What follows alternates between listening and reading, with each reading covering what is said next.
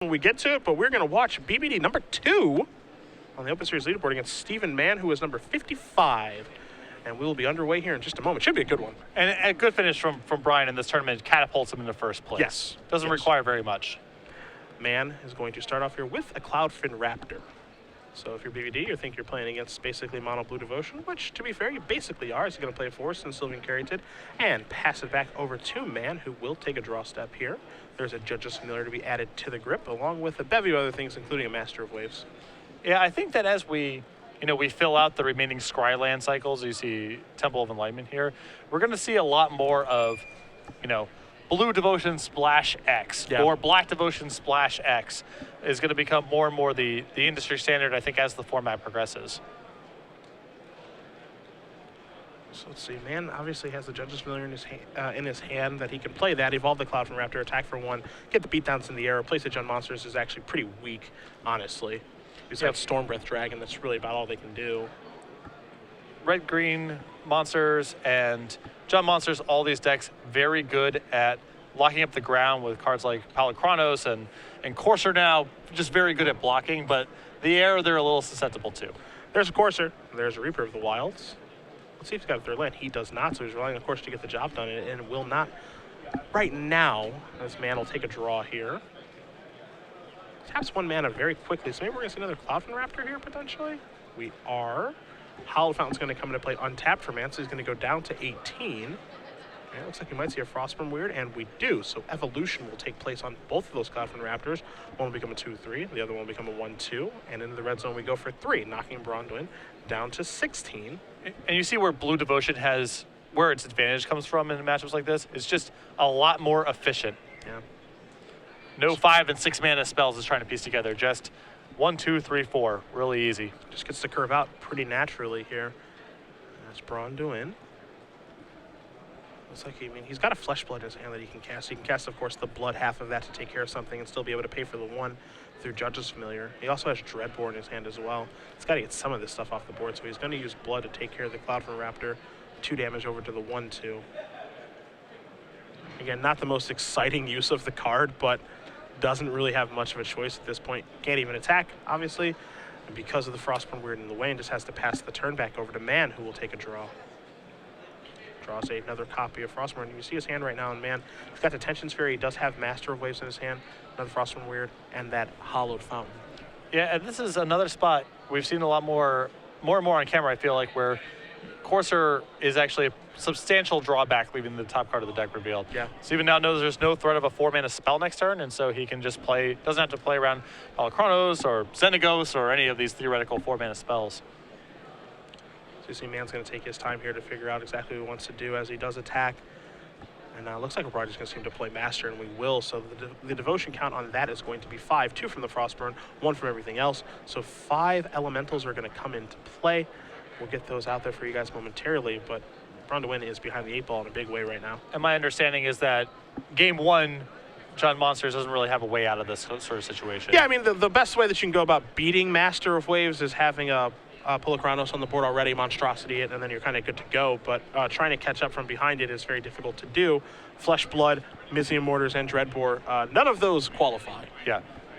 The article that I wrote earlier last week, I mentioned that I thought perhaps, I understand Dreadbore has a ton of other utility, but perhaps Ultimate Price may be a flex slot there because of Master of Waves specifically being a liability. One Ari Lax does agree with you. And we'll see if Braun-Duin does have access to those cards in his sideboards. A Temple of Mana is going to come off the top. There is Palikronos. It's a little bit late to the party, though, as Braun-Duin's going to move up to 15.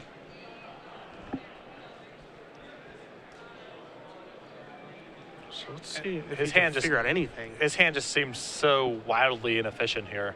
And the problem here is that he's pretty far away from casting Mysium Mortars with Overload, and Judge's Familiar is actually going to make it so he's even further away. That is something, noteworthy. I feel the way the format is shaping up right now, that Judge's Familiar is actually becoming a better card because you're trying to fight over so many Mysium Mortars. I think white aggressive decks may want to start moving Judge's Familiar into the main deck. It's occasionally out, I think, is at a very good spot in the metagame right now. So, Mann does take a draw here. Let's take a look at what's going to happen. There's a Tidebinder mage. That's going to make blocking real tough. Tap down the Courser. Follow that up with a Frostburn Weird. Evolve the Cloudfin Raptor. Come across here for a whole bunch of damage. All those elemental tokens, Master Waves, that you guys can't quite see off screen. The Frostburn Weird, which cannot pump right now as no mana is available. Judges Familiar, and then the 3/4 Cloudfin Raptor. So Braun-Duin's going to try to block here and figure out what can I do, if anything, to get myself out of this situation. As he just has 2 Caryatids to block. And we're going to see a little bit of blocking here. So he blocks the 2 power creatures. He's going to take 2, 4, 6, 8, 9, 10, 11, 12, 13. He's going to go to 1. Right. Yeah. And again, no outs Master of Waves from this spot. Yeah. So. Yeah, and Braun-Duin knows that. At 1, he can't cast Missing Mortars even if he was to roll off a land because of the Judge's Familiar. That's going to do it. So Stephen Mann, Pro Tour top 8 competitor. I'm blanking on which one. One Martell one. Was it Gate Crash? Yes, thank you. Pro Tour Gate Crash top 8 competitor with Jund. Up a game here at Blue-White Devotion. We'll take a look at the sideboards here first. We'll start with Braun-Duin's, which I do have in front of me. You'll see pretty different from actually what Keter played last weekend. You've got a Singleton Dreadbore, single Mizzy Mortars, 1 Abrupt Decay, 1 Sire of Insanity, 2 copies of Slaughter Games, 2 Golgari Charm, 1 Xenagos God of Revels, 3 Xenagos the Reveler, and then 3 copies of Mistcutter Hydra. Well, we're against basically mono blue, so Mistcutter Hydra is going to come in. Golgari Charm, great answer to Master of Waves and other things from this Blue-White Devotion deck, so those will likely come in. You got the Abrupt Decay, which is an uncountable way to take care of some problems here, so I expect that to come in. And I actually like Mizzy Mortars against this particular deck because even though he was unable to overload it that game, that is one way for you to get out from underneath Master of Waves while still being able to kill Nightveil Spectre, which provides the most devotion. Just more removal. Yeah. If you see anything in that game, it's Brian has a lot more 4 and 5 and 6 mana spells, a lot more power in his deck. He just needs to weather the initial storm. He wasn't able to do that in that game in large part because he was missing land drops, but just additional removal, lowering the curve a little bit. It wouldn't surprise me to see him remove even something as good as Stormbreath Dragon to make room for additional cheap stuff. Yeah. On the other side, Stephen Mann has 4 Gain State, 3 Domestication, an Afara, 1 in the sideboard to go along with 2 in the main deck, a Rapid Hybridization, 3 Claustrophobias, and 3 Glare of Heresies. I think you are going to see the additional Rapid Hybridization come in, and the 3 copies of Claustrophobia as well. Excellent answers to various large creatures in Brian's deck. Haven't seen that one a lot. When you think of Mono Blue Devotion, you think of Sam Black, and just a couple of other players. Greg Hatch, obviously, runner-up at the Invitational in Las Vegas. Don't really see a lot of Claustrophobias running around. You do see occasionally, this slot gets played by Claustrophobia sometimes, and even lower percentage of the time you'll see something like Wall of Frost, just some pure defensive measure that provides a lot of devotion. Yeah. So, and actually with Afara moving into these decks, it wouldn't actually surprise me to see Wall of Frost become a little more prevalent in the metagame. It is another trigger, it's very hard to kill. A lot of it depends on exactly what the structure of the beatdown decks look like, but that's a card that is basically a no 175 that I feel like could be a reasonable sideboard selection in not too long. Being told right now, Patrick, for Grand Prix Richmond, we are 3 players away from the 2,000 mark. I know there's 3 of you out there who are planning on going and have not signed up yet, so let's just get to 2K. Let's do this. I don't want to have to round off anymore. Let's call it 2K even. We are here in Atlanta for the Open Series.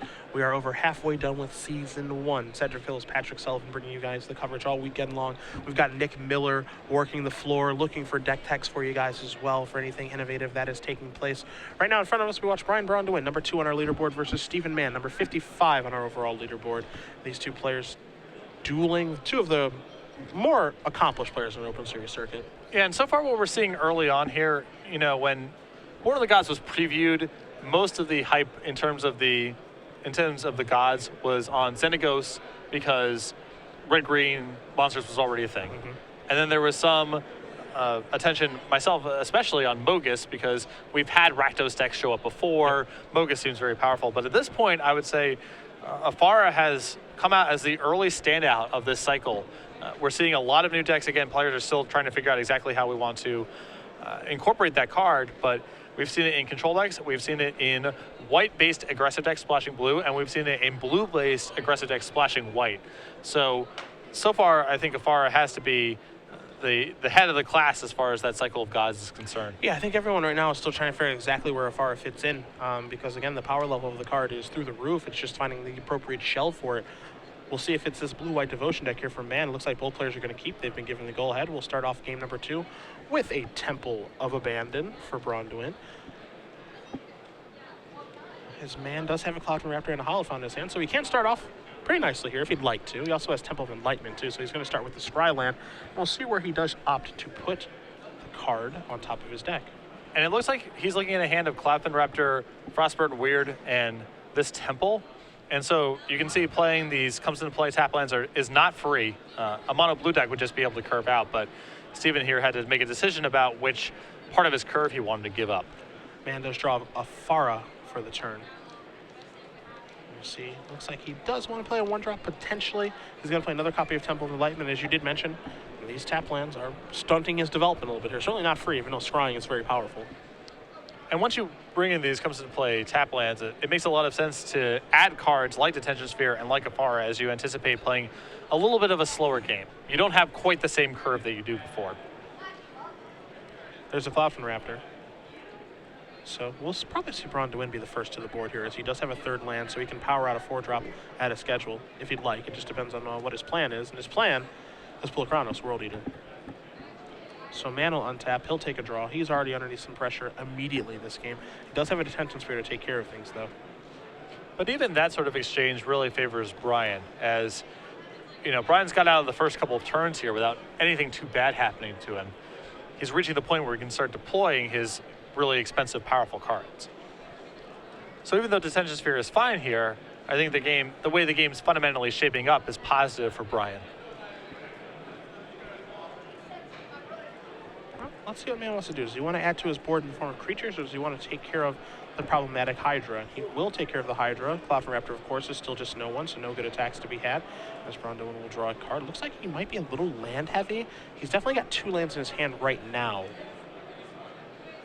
The question is, what else does he have? And I do like that play from Steven. Just letting your opponent untap with Polychronos is risky, even if there's nothing on board, obviously, bad that can happen. It's still just an error on the side of getting that thing out of play. See, Braun-Duin looks like he may have a Reaper of the Wilds in his hand right now. But he is carefully weighing his options on what to do this turn, as this is going to kind of lead into the mid-game here. Mann, again, a little bit behind, but as you guys know at home, he's got a lot of options, as there is the Reaper. Braun-Duin will play a Stomping Ground tap, and he's going to pass it back. So, Mann's going to take a draw. It's an island. Does have a Nightveil Spectre. This will give him the 3rd blue mana to be able to cast that. Also has that Afara in his hand as well, so he's got a lot of options right now. Does he want to take this turn off to get the Afara deployed? Yeah, it is. There is something definitely to be said for that, but he has to be worried. Can he win a grindy game against Brian, even if he's drawing extra cards each turn? It's a big question mark. Brian's got a lot more power in his deck. Afara is interesting at this point too, because that Detention Sphere is on the table, so Devotion will be at 5 once Afara comes into play. You're only 2 away, and we know that Mann does have Nightveil Spectre in his hand, so there is Afara. Cloudfin Raptor still just an 0-1, but again, Mann is working towards something much bigger. Yes. So Brian needs to have a good turn this turn, because yes, Steven's going to start generating some pretty serious incremental edges now if he gets to untap.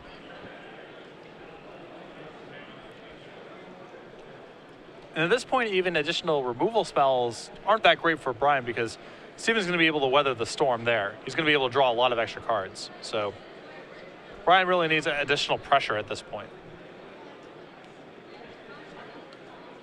There's a Forest. This is a Mistcutter Hydra for a whole bunch. You want additional pressure? You got it. Yeah, this is the ideal card for Brian to have this turn. It's going to come across for 9 points of damage, and now all of a sudden Cloudfin Raptor, that might be on blocking duty. And you see Mann now has to really weigh his options of, all right, if I do block, I'm blocking. I can only block Reaper of the Wilds, obviously. That's going to give Brian a scry with Reaper of the Wilds trigger. Can I afford to block? I'm so close to Devotion with this thing. It can become a 1-2, but a 1-2 is not so great either. So yeah, Steven might be in a spot where he has to plan on chump blocking with that Raptor at some point anyway. Yeah. So there is an argument for just doing it now, as overloaded Mizium Mortars is another thing that Steven has to be considering the whole time. But you're right, there's a lot of incentive for him to want to keep this in play, particularly because of Devotion. Down goes the Raptor. You see damage is going to take place, and now Braun-Duin's going to do a little scrying here with the Reaper, and we'll see if this card stays on top or goes to the bottom. Looks like it's going to stay on top. Does pass the turn back to Mann, who will take a draw here. And 3 Devotion away from turning on a Farah. He does have Nightveil Spectre in his hand to be able to do that. And we'll see if he wants to play that this turn or not. There is not an out in Steven's 75 to Mistcutter Hydra. He just has to work around this thing being in play now. Okay. Mutavault's on chump block and do things of that nature. Mutavault's a chump block with, but there's no, there's no Cyclonic Rift, there's no pacifism, there's nothing hiding out here to get him out from under this. There's Tidebinder Mage going to shut down the Reaper. Holofying going to come and play untapped. So Mann's going to go down to 13. What's the follow-up play going to be? Looks like Frostburn Weird. So that's going to turn Afara on, which is a big deal here. Now Afara's going to come into the red zone. And let's make no mistake about it, Afara is a very, very quick clock. Yes. 6 damage is a lot as Braun-Duin's going to go down to 14. And now Afara trigger will take place, so Mann's going to draw a card. Again, Reaper of the Wilds is locked down by Tidebinder Mage as we move into Brian's first main phase. So Steven trying to race here, which is a good angle for him to take. He doesn't have a lot of time against this Mistcutter Hydra. You see among Steven's lands, there is a Mutavault there. So that represents, for a lack of a better term, a time walk, in essence. It is certainly a time walk against some of Brian's draws, that's for sure. Brian does have some instant speed removal, and he doesn't have to kill a lot of other stuff at this point, but the Mutavaults are really valuable for Steven. Makes you wonder what, this might be another Mistcutter. Okay, that's a Mizium Mortars. It's going to clean everything up, and it's going to allow Braun-Duin to scry twice. First scry to the bottom. Next scry. That was also obviously very good for Brian here. He gets multiple scries, and it forces Steven to spend resources just reestablishing Afara's devotion as well. So took a lot of wind out of Steven's sails that turn. Attack here for 5 is going to put Mann down to 8. Don't forget as well, Reaper will get to untap next turn, assuming there's another Tidebinder Mage here, as Mann does draw another copy of Mutavault. And I think in the situation and the way that Mann played this game, I think he was basically saying, if you have Mortars, there's not really anything I can do about it. I just have to hope you don't have it because I can't beat it. Yeah. Although Mutavault's an excellent draw here. It allows him to, again, play his Nightveil Spectre, get back to a sufficient devotion to attack, and have a chump blocker on the another chump blocker for Mistcutter Hydra on the way back. So this is true. And draw another card off of Afara's trigger. So this is true. Steven is not dead just yet. You see him slide the 3rd blue mana over there, so I think he's come to the same conclusion as you have, which is there's no reason to pack this one yet. Just yet. I've got some things that I can do. It starts by deploying Nightveil Spectre. Attack here for 6 yet again with the God of the Polis. Going to put Braun-Duin down to 8. So a tie game. I use the word tie loosely. As he plays the Mutavault, passes the turn, triggers Afara, draws a card. It's a Tidebinder Mage. Braun-Duin will draw a card. Steven's done a very good job of navigating this game into a place where he can potentially win. Was behind on the board, didn't get off to an explosive start. He's under the gun from this Mistcutter Hydra, but he definitely has a game plan. He's trying to set something up here. It really feels like, he's just trying to steal it. Yes. That's what it feels like. He's kind of tempoing a little bit, a little chump block here, 6 damage there. Man, 6 damage is a lot. I think it kind of goes unnoticed just how much 6 is from Afara.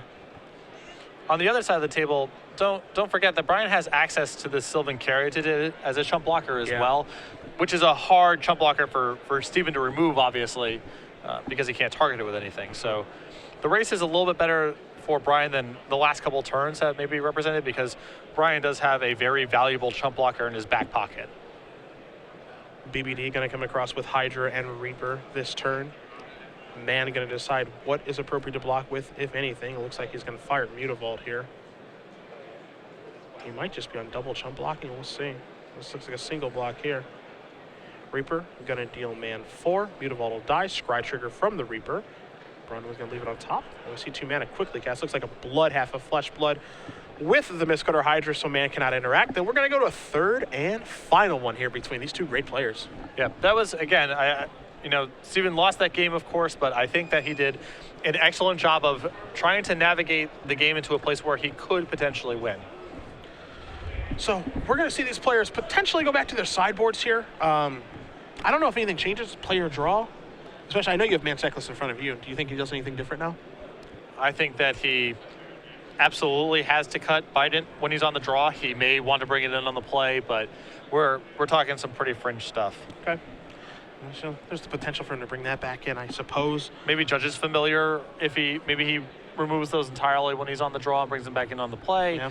That kind of shift, but I don't think you're going to see wholesale changes. He just doesn't have that many cards in his sideboard that are applicable in the games at all. We're really, in my opinion, only looking at the 3 claustrophobias, the rapid hybridization, and the additional copy of Afara.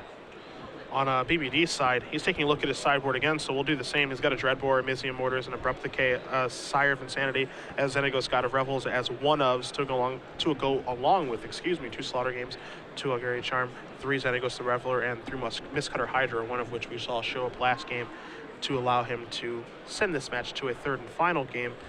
Again, obviously still love Mistcutter, love Mortars in this matchup, like Abrupt Decay. Don't think he needs an additional Dreadbore. Love Charms. Yeah. It is possible now with Boonsitter being removed from a lot of these lists and Corsair coming in, that there's more of an argument for bringing in Domestication, at least when you're on the play, as you're looking at a deck that has Elvish Mystic, Scavenging Ooze, which you can catch a good percentage of the time, and Corsair. It still feels too situational to me to bring in overall, and you're not necessarily fighting over the best cards with it, but before, I think it was clearly nowhere near where you wanted to be in the matchup, and now it's becoming something where it's more justifiable to bring in a copy or 2. And generate a little bit of value, provide some devotion for both of your gods. I can certainly see that. Domestication is, in my opinion, besides Thassa, it's the best card in the 75 when it's a card you're able to bring in and play. Sure. Control Magic is very powerful, especially in a deck where you're trying to, turn your gods on and clear a path for them in one turn to hit for a bunch of damage. And the swings that card generates are really incredible. But, the Jump monsters and green-red monsters doesn't have a plethora of targets for domestication, of course, but certainly with Corsair in the deck, it's more the case now than it was a month ago. Well, both players are happy with their configurations now, so they will shuffle up. We'll start game 3 here momentarily. Again, this looks like maybe the shift that people are starting to take now with blue devotion decks. Again, we did see mono blue win when we were at Nashville, Eric Gray. No new cards. But last week, only Dustin Biggers making top 8, dispatched very quickly by green red monsters. Mono blue, just recalling the feature matches that we did, not a lot of that last week. Very little. So maybe we start seeing this this version with white here, with access to Afara and Detention Sphere and a few sideboard options be the direction people move towards. Well, the mono blue build of the list really struggles with Palachronos or other threats of that nature. Detention Sphere gives it a very clean answer to it. Mono blue devotion can also easily lose games to just a couple of removal spells, and Afara is good in those games as well. So the white cards add a lot of power, also address some problematic cards and some systemic problems the deck has as well. Afara is, it looks on the surface to be kind of close to Biden, but Biden is definitely contingent on the board looking a certain way, whereas Afara just works. Yeah. Also, Biden doesn't attack. Yes, for a lot. Doesn't take 6 points out of your opponent's life total. You can see both players taking a look at their opening hands here. Braun-Duin does win game number 2, so Mann will be up and on the play here for game 3. He says he's happy, as is BBD. Let's start game 3 with a Temple of Enlightenment. Top card to the bottom.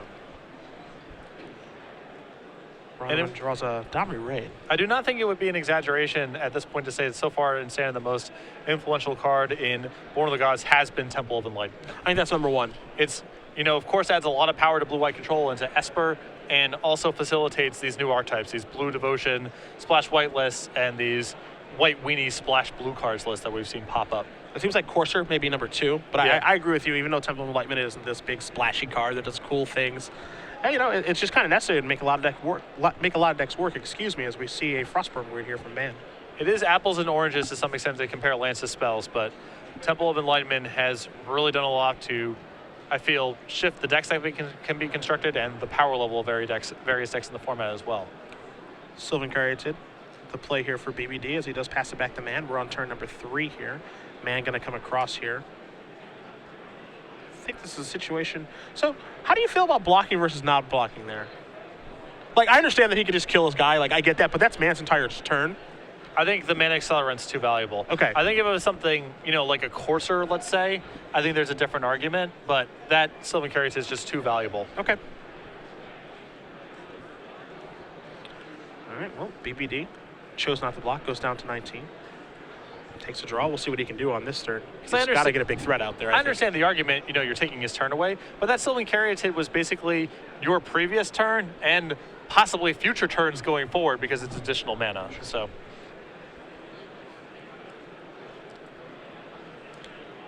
I'm a fan in general of the time walk blocks and think they're underused by a lot of players, but that's a little too aggressive for me.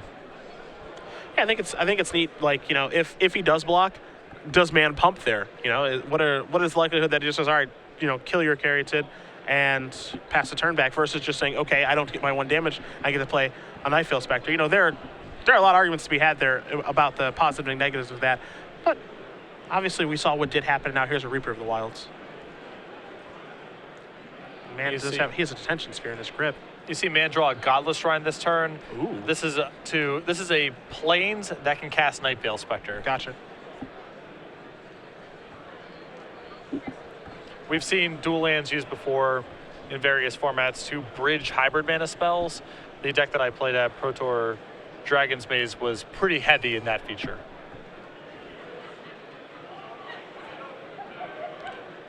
Looks like maybe a little clarification from the judge on things that are happening here before we do move towards Mann's attack step.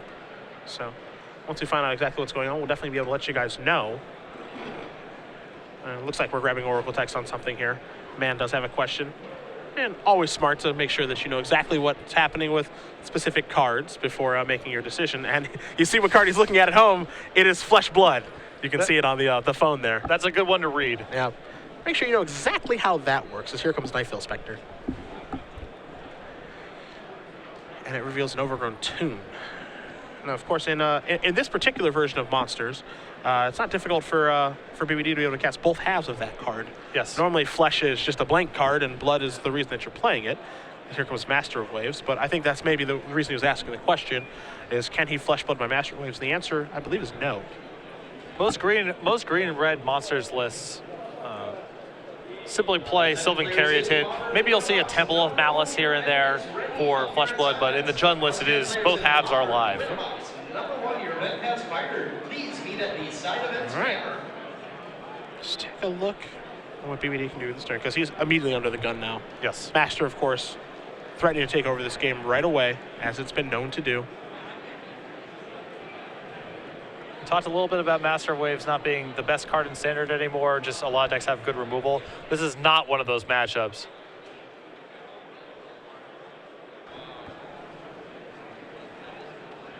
There's a Domri. So he says, get that Night Veil Spectre out of here. Scry kept the card on top very quickly. So Brian's announcing here, if you want to get this Domri, you got to go through this Reaper. Yeah. I'm interested to see if Mann actually cares about the Domri. Instead of, it's at 1 right now, can't fight the next turn, how much it actually matters. Yeah, Steven might not really care about the card advantage game. Yeah. He might just be trying to win the game as quickly as possible. He is the aggro deck after all. He may not actually care, because Domri's fight ability, we might not see 2 more turns in the game for BBD. He's going to play Overgrown Tomb tapped. And just pass the turn back over to Mann, who's going to untap the Overgrown Tomb, among others. He'll take a draw. Thassa, which is a really nice draw for him. Yep. Thassa's so good right now. These are the conventional games where, the blue deck gets its board set up and then Thassa is just attacks from too many angles. Yeah.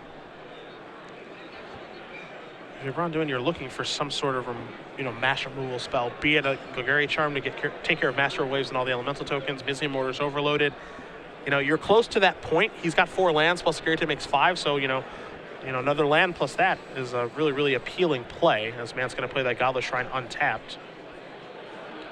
This looks like a D-Sphere. Okay, take care of that Reaper, excuse me. And it's time to get in there. 2, 4, 6, 8, 10, 12, 13, 14. He has to block. I think he has to block Frostmourne, right? 2, 4, 6, 8, 10, 12, 13. Yeah. He's got to block Frostmourne weird. And this is just a display in the difference in efficiency of these two decks. Yeah. The Blue Devotion deck is so much, it's just very ruthless, I guess is the right word for it. Much more efficient spending its mana and deploying threats that have a higher impact of mana to impact on the board. Well, Master Wave's a jerk. Yeah. That's what's going on here. It's a real mean creature. This is the problem that I've had with decks like Green Red Monsters or Jund or Burn strategies against Blue Devotion is cards like Reaper of the Wilds, Boros Reckoner, Stormbred Dragon. Those kind of cards are kind of nonsense against Blue Devotion. Yep. They have times that they're okay, but the blue deck is just, again, it's so much leaner that when you spend 4 or 5 mana on cards that don't generate multiple cards or kill multiple permanents, you just fall behind. And Braun-Duin knows that he has to block the Frostmourne, so Mann's going to spin it twice, deal 3 damage to take care of the 0-3 wall, get across for 2, 4, 6, 8, 10, 12, 14 damage. It's basically Golgari Charm or bust now here for Braun-Duin. He's going to tick up the Domri, get the Reaper, has a Dreadbore in his hand. But protection from red is going to make that Master too much. Stephen Mann is going to win this match over Brian Braun-Duin. He is 3-0. And you see BBD going to reveal that hand of double Mizzing Mortars and just the inability to cast it both this game and the first one too. That was the card that would have saved him, but he wasn't able to get the job done. So congratulations to Stephen Mann. Blue-White Devotion looking